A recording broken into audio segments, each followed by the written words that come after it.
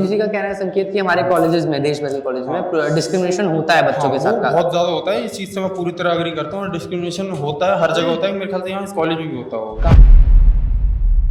बिल्कुल किया जाता है, कास्ट के बेस पे आपको ऐसा होता है। और मैं कहते हैं कई बार मेरे साथ भी मैंने कई चीज़ फेस करी है जो इस कॉलेज में नहीं करी, पर मैं 10th 12th में जब मैं स्कूल में हुआ करता था तब मैंने ये चीज़ फेस करी थी। हमें जातियों के आधार पर ना बांटा जाए। जिनकी संख्या 70-75% के आसपास है तो वो उनको कैसे शोषण कर लेंगे उनका। क्या भारतीय जनता पार्टी सवर्णों के खिलाफ काम करने वाली एक पार्टी है, यानी कि अपर कास्ट के विरोध में बीजेपी नियम बनवाती है? इस तरह की बातें पहले सोशल मीडिया पर सुनाई दे रही थी और अब पिछले कुछ घंटों से ग्राउंड प्रोटेस्ट में भी सुनने को मिल रही हैं। इसका कारण है यूनिवर्सिटी ग्रांट कमीशन यानी कि यूजीसी द्वारा बनाया गया एक नियम, जो ऑलरेडी एग्जिस्टिंग साल 2012 के इक्विटी रेगुलेशंस एक्ट को रिप्लेस करेगा। इस नियम के तहत यूजीसी ने हर यूनिवर्सिटी और हर कॉलेज में एक इक्वल अपॉर्चुनिटी सेंटर ईओसी बनाने के आदेश दिए हैं, जिस ईओसी के अंदर एससी, एसटी, ओबीसी, महिलाएं और पीडब्ल्यूडी डिपार्टमेंट से लोग होंगे। इसके अंदर जनरल कैटेगरी के लोगों का होना मैंडेटरी नहीं है। इस सेंटर का काम होगा कि कॉलेज या यूनिवर्सिटी में पढ़ने वाले किसी भी छात्र द्वारा फाइल की गई कोई भी कंप्लेंट जो उनके साथ कास्ट के आधार पर हुए इनडायरेक्ट या डायरेक्ट डिस्क्रिमिनेशन को एड्रेस करती है, उसको 15 दिन के अंदर अंदर रिजॉल्व करना।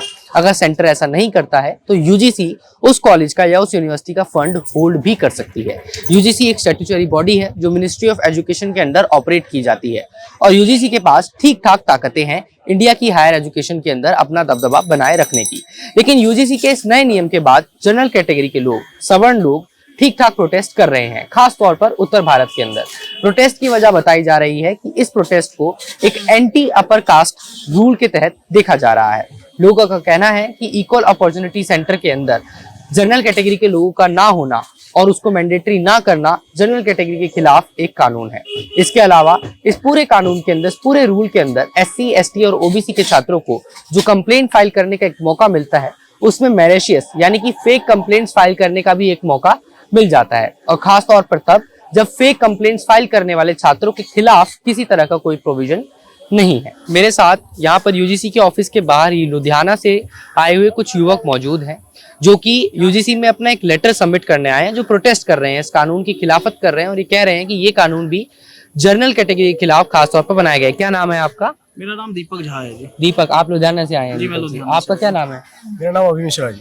अभी मिश्रा जी। तो आप दोनों लोग पढ़ाई करते हैं, कॉलेज में हैं? जी, कॉलेज में जी। और आप मुझे बता रहे थे बीजेपी से भी आप लोगों के संपर्क है यहाँ पार्टी? हाँ जी, बीजेपी मेरे पास मंडल महामंत्री का दायित्व है। पिछले मतलब कि 14-15 साल से मैं बीजेपी में काम कर रहा हूँ। आप जुड़े, उसके बाद भी आप विरोध कर रहे हैं? उसके बाद विरोध कर रहे हैं जी, क्योंकि घर का हमारा कोई गार्जियन अगर कोई गलती करता है तो उसका विरोध करना हमारा फर्ज है। इसीलिए कि इस चीज का, जो चीज हमें गलत लगी, गलत का साथ हम नहीं देंगे जी। तो क्यों आप विरोध कर रहे हैं इसका? ये विरोध हम इसलिए कर रहे हैं कि इस जो यूजीसी कानून है, इसके अंतर्गत मान के चलिए आप के जनरल समाज को इससे बाहर निकाला गया, एससी ओबीसी को इसमें डाला गया जी। ठीक है, इसके मान के चलिए मैं भी कॉलेज में पढ़ा, स्कूलों में पढ़ा, स्कूलों कॉलेजों में पढ़ा, आज तक हमने किसी से किसी की जाति नहीं पूछी कि हाँ आपकी जाति क्या है, तब उसके बाद उससे बातचीत करें, उससे के साथ बैठे। पर इसको जाति के आधार पर बांटा गया।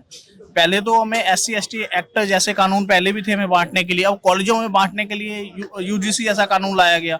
ये सरासर गलत है जी, जिसका हम करा। लेकिन यूजीसी का इसमें ये कहना है, और मिनिस्ट्री ऑफ एजुकेशन, जो पहले 2 केसेस हुए, रोहित वेमुला के केस की बात की जाती है, प्रिया की, तो हमारे देश में आज भी कास्ट के आधार पर कहीं ना कहीं डिस्क्रिमिनेशन होता है। तो यूजीसी का ये मानना है कि कॉलेजेस में, यूनिवर्सिटी में ऐसा ना हो बच्चों के साथ, और जिनके साथ ऐसा हो रहा है उनको एक प्रोटेक्शन दिया जाए, उसके लिए ये पूरा कानून बनाए। मैं समझ रहा हूँ, पर इसमें एक प्रावधान होना चाहिए ना। अगर मान के चलो कोई केस गलत है, मान के अगर आपको पाया जाता है कि ये चीज हमारी गलत है, इसका जो पहले प्रावधान था इसमें यूजीसी में, अगर कोई गलत है उसको हम सजा देंगे, पर उसके बाद भी जिसमें अमेंडमेंट करते हुए ये चीज निकाल दी गई दोबारा, जो अगर मान के चलिए किसी ने किसी को गलत इल्जाम लगाया, अगर वो गलत साबित हुआ तो उसका कोई वो नहीं है, चलो ठीक है जी, गलत है, बात खत्म है जी। एससी एसटी एक्ट के आधार में भी आप देख सकते हो 95% जो मुकदमे हैं सारे फर्जी दिखाए जाते हैं जी। उसी तरह यहाँ पे भी ऐसे ही होगा, स्वर्ण समाज के लोगों को दबाया जाएगा जी इस एक्ट में भी, इसलिए हम विरोध में।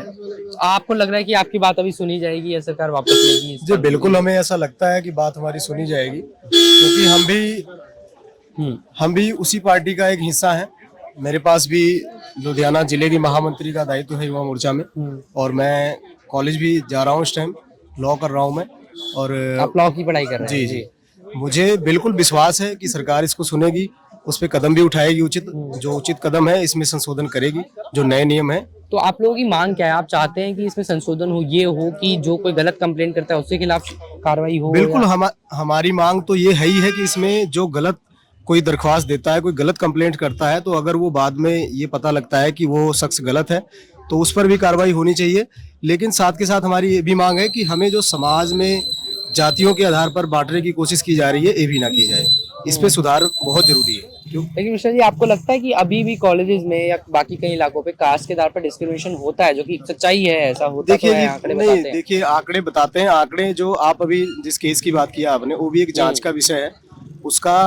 और ऐसे आप हम भी कॉलेज जा रहे हैं ना, हमें ऐसा कुछ भी देखने को नहीं मिलता है। कोई अगर हम किसी जाति आधारित किसी शख्स को हम जाति आधारित नाम से या फिर उसको ऐसे हम सूचित नहीं करते, ना बुलाते हैं, ना हम किसी से पूछकर कि भाई आप कौन सी जाति से हो, आप कौन सी कैटेगरी से हो, आप कौन से धर्म के हो। हमारे साथ में होते हैं सभी SC ST हो। नहीं, आप हो सकता है ना करते हो, आप पढ़े लिखे हैं, आप लॉ की पढ़ाई कर रहे हैं, आप कानून को समझते हैं, लेकिन ये कहा जाता है कि हमारे देश में कई पिछले सालों से जनरल कैटेगरी जो है उनके द्वारा SC ST को थोड़ा सा शोषित किया करके रखा गया है। खासतौर पे ब्राह्मणवाद की जब बात की जाती है कि ब्राह्मण समाज से आने वाले जो लोग हैं वो शूद्रों को थोड़ा सा दबा के रखते थे, और अब इस तरह की चीजें अभी भी चलती आ रही हैं। भाई साहब देखो, जो ब्राह्मणवाद की बात आप कर रहे हैं, ब्राह्मणवाद आप पिछले हिस्ट्री में चले जाओ, आप उसमें देखो आप किसका कितने सालों तक राज रहा। पिछले 500-700 सालों तक आप देखो कौन सा ऐसा युग था जिसमें ब्राह्मणों का राज था। कभी मुगल थे, कभी अंग्रेज थे, इससे पहले कांग्रेस की सरकार थी, अभी भाजपा की है। तो इसमें ब्राह्मणवाद कहाँ से आ गया? ये एक नैरेटिव सेट किया जाता है जिसके थ्रू ब्राह्मणों को बदनाम किया जाता है, सवर्णों को बदनाम किया जाता है। अब आप खुद देख सकते हैं कि जो स्वर्ण समाज की जनसंख्या है और जो OBC SC ST की है या अन्य धर्मों की है, अगर उनको आप कंपैरिजन करते हैं तो उसमें बहुत डिफरेंस है। तो जो जिनकी संख्या 20-25% के आसपास, जिनकी संख्या 70-75% के आसपास है, तो वो उनको कैसे शोषण कर लेंगे, उनका कैसे उनको दबा लेंगे? ये सोचने योग्य है बातें।